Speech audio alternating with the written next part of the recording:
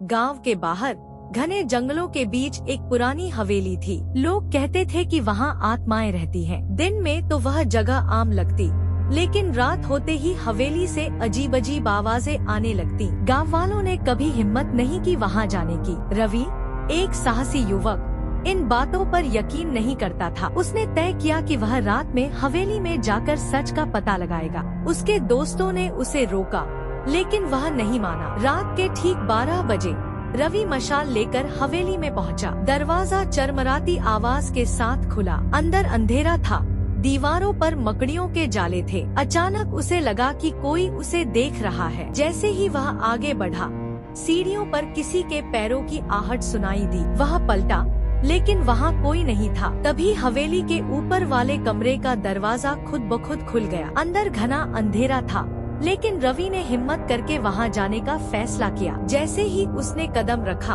दरवाजा तेजी से बंद हो गया। अंदर किसी के रोने की आवाज आ रही थी। अचानक एक ठंडी हवा चली और सामने आईने में एक परछाई दिखाई दी। वह परछाई धीरे धीरे रवि की तरफ बढ़ने लगी। रवि के शरीर में झुरझुरी दौड़ गई। उसने दरवाजा खोलने की कोशिश की, लेकिन वह जाम हो चुका था।